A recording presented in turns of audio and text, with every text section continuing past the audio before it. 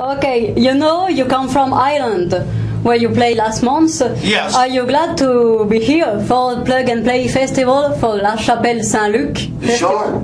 Sure. Sure. We have not done much business in France over the last forever.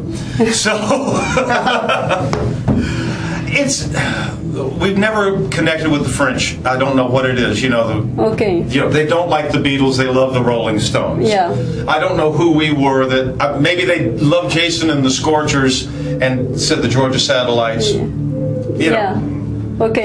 You know how the French are. Okay. They pick one and they go, what's the there's the one close to it. We hate that one. Okay. Okay. Very, very opinionated people. Yes. Okay. Yeah. It's true. It's not a sad thing. It's a real thing. Okay, and I know you are in the Yahoos. Isn't this Yahoos? Yahoos. Yahoos. It's okay. Sorry for the pronunciation. That's okay. Isn't it difficult to manage these two bands? Well, the Yahoos. Your own band, Dan Baird and Home The Yahoos. I don't know if we're going to do anything else. Okay. It was supposed to be just fun when we wanted it to be. It was supposed to be just for fun. Just for fun. Okay. Yeah. Just for the occasion. Yeah. It's just that's just a difficult question to answer because there's the Yahoos are just harder right now. Could we say that the Homesteads are your real current band? My Homemade Sin Band? Yeah. Yeah. That's it. Okay. You want me to talk about it? Talk about the Homemade Sin Band? Okay. The Homemade Sin Band is me. Yeah. And I have two old friends. From Georgia Satellites? Mauro Magellan's. Mauro's from Georgia Satellites. Keith is before Georgia Satellites. Okay. It is very, very old friend. Old friend. Yeah. We've known each other. From the high school? Just after. Just after? Just after high school, so for a very long time now. Very 20 years old? We were 22 when we met. Okay. Yeah, so a million years ago. Okay. Oh, no. A long time. And Warner, my guitar player, I have known for about 20-25 years now, but he's only played with the band 5 years. Okay. He's a new guy. Kind of new guy. No, he's completely new guy. He's still it is a little newest man of the band. Yes. He's new guy. He will always be new guy.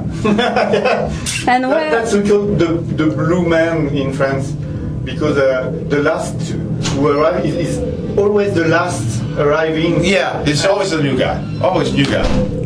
And what are your secrets to be fit on stage and so on? What are your lifestyle to be very powerful on stage and so on?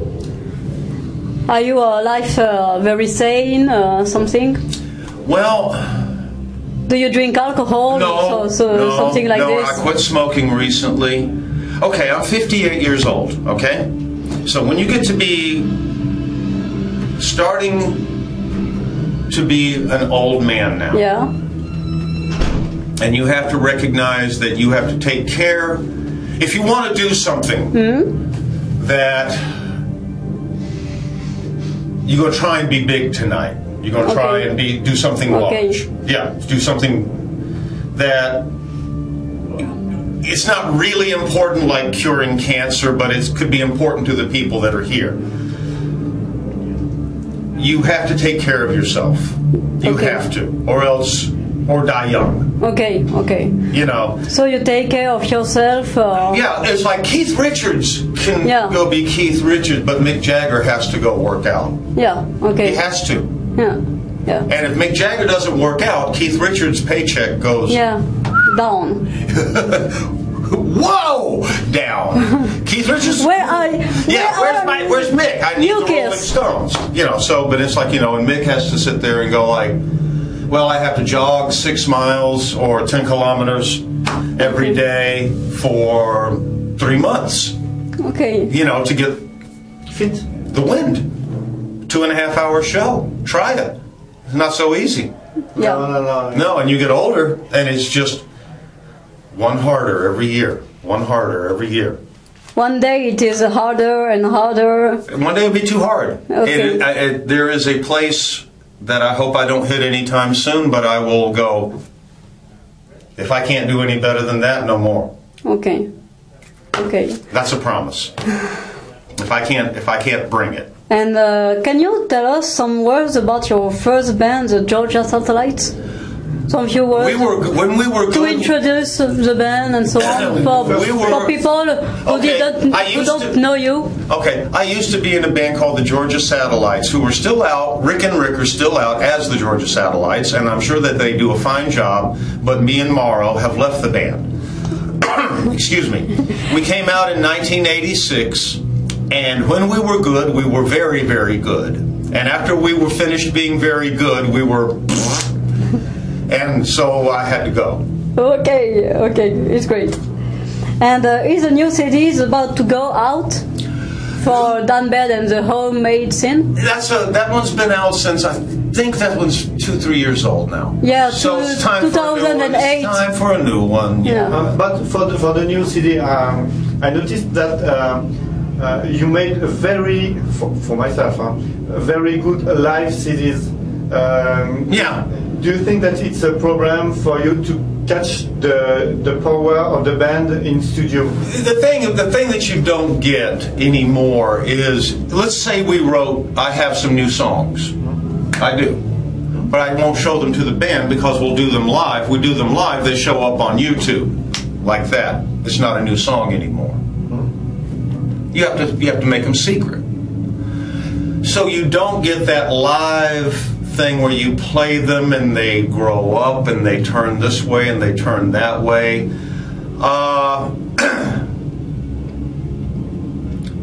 So it's funny, making a record is like making a movie. Yeah. It takes time. Doing a show is doing a play. Yeah. They're different, even though the same material. Yeah, but the show, it is not the same on the stage and on studio. Well, also the songs grow up. Yeah. I mean, you have your baby. Yeah. And the record comes out, and then the baby. Some of them, you never play again. Yeah. Stinkers. Some of them are the crown jewels of what you have. So it depends. The songs grow up and they become what they become. Okay. And after France, what is your destination? We go to Copenhagen. Okay. Denmark. Yes, okay. We play a lot in Denmark. Okay. And after what? After that, well, actually, I think we're playing one more festival in France, but I can't be sure. I've forgotten. At the end of the month. It is not for a bike show? Yeah. Something like this? Yeah, aqua bike show, something. Yeah. I don't know. These are things. A lot of biker with statues and. You know what I know? Dan, be at the airport this day, okay? Okay. When am I coming home? You're coming home this day. Honey, I'm coming home. I need to be at the airport this day, and I'm coming home this day. They're trying to get them off stage now. I've had it work. I don't care. So we're going to go down and start trying to. I don't care. Leave it to them. And what are your main influences in music when you were younger? We had something that you don't know anything about and you may know very little of. The AM radio. Okay. There was no music on FM radio. Okay. It was not used yet. We here in France, we listen to BBC One, Radio One. Okay. On the AM. Well, in Atlanta, where I grew up, you had what was the regular top 40 station. You know what I mean by top 40? Mm-hmm. This is understood? Yeah. Okay. Yeah. You had that, but you had stations there were enough black people to where they had black radio stations. Okay. And only for black people stations. But they played nothing but soul music. Okay. Hard soul music. Okay. And they played a lot of it. So what happened is that the top 40 station had to play the best also of the black station, or else the kids will go over and listen to the black station. Yeah. You know, and so if they played enough, they had to balance it just right. You know, just enough James Brown, just enough Aretha, just enough Otis Redding, just enough Sam and Dave to where a quota of black singer. Yeah. You took the best. Okay. And so a lot of times the top 40 station, you know, you'd hear the best 70% of the top 40 and the best 30% of the black station mixed together. You had to listen. Okay. You know, you were, wow.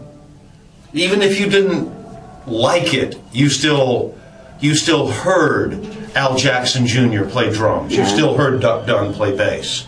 You still heard this stuff. You still heard, you know, Al Green. This stuff just was there. So this was the biggest influence on me. Okay. A kind of mix, yes, between black soul music and music, I could say, influenced by white people, but the best of the pop music, the best pop music. You know, we heard Paul Revere and the Raiders and all the stupid bands, but we also heard, you know, the Stones and the Beatles, you know, and then you also heard more. Where I come from, you know, we heard more James Brown and Otis Redding than people my age up north, you know, that lived in a more segregated city that didn't have a large black affluent. Yes, you grew up during an era where the USA were. We were learning how to get along. We were learning how to get along. We didn't know how. Nobody had said, "You guys get along." Yeah. You know, get together. Learn how to live together. Gather people. Yeah, it's just we didn't know how. We're making it up as we went along. We fucked up some. We did good some. Yeah. You know. You have the Algerians here in Paris, you know, it's like you fuck up some, you do good some. Yeah. You know, it's the same. Yeah. You learn how. Are we fucking up? Are we doing the right thing? You don't know this stuff. Everybody that thinks that this was easy. It's just a question of feeling and so on. Yeah, I mean, it's just all these things, when people refer to my South as racist and segregationist, and I go to Boston, and all the black people live in one neighborhood and all the white people live in the other neighborhood, and I go, same as back home, same thing, y'all just talk different. You know, that's the difference, and it's like, you haven't gotten any further along than we have. You know, we're down there trying to figure it out, how to, you know, and black folks down there trying to figure out, you know, what's okay to do, what's cool to do, what's not, you know, and it's like, these are things that society figures out a little at a time. And we had the large black population because of, you know, the industry that, you know, before the Civil War was cotton and tobacco. And it's easier to have slaves than it is to pay people. It's just easier. It doesn't mean anything. It's just, you know, well, we can go get guns and these people look different. Okay, we can subjugate them. Last one. I know you work with Rick Rubin for your first solo CD. How work your collaboration? How was your collaboration? Rick Rubin was actually the executive producer. The producer was Brendan O'Brien. Okay, if you read again, it says executive producer Rick Rubin. Executive means he puts his CD in. I like that one. I don't like that one. And so he threw 3 of the songs that we originally had off, and he was right to do so because we wrote 3 really good songs afterwards. So that's a very important job, this executive producer. Not many people do it anymore. It's really a great thing to have, somebody that just sits back and goes, play me what you did. Oh, I don't like that. Oh, I love that. I like that. That one's good. No, that one's not. Okay. Go back in and do some more. Okay. You know, I want to like every one of them. Okay. So, but Rick's got a very good ear, and that's what he does best.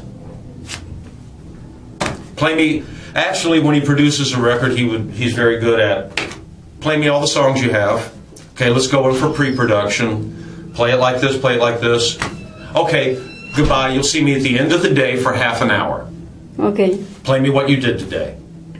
That's not good enough. That's not what we said to do. That's great. That's great. Very strict. Very. Yeah. And it's like he's not in there with you. Okay. Yeah. Come on, guys. Come on. You know, he's just. He wants to make you the better of you. No, but it's also it's the perspective. Okay. Perspective. You take 200 pictures of something. You love them. You need somebody to come in and go, these are the three. These are the three. Okay. This one's, yeah, it's great, fantastic. No, don't use it. Okay. You love it. You know, you love it at home. These are the ones. Or I'm looking at 200 pictures. I don't see one. Okay. That captures what we need to capture. Okay. This is a good thing to have. It's a hard job. Nobody wants it because you are a shit ass. A professional shit ass. Okay, so really thanks for this kind of interview. Yes. It's great. Really, thank you. Au revoir. Thanks. Nice to meet you. Nice to meet you. Now it's time to go to work. I know it is.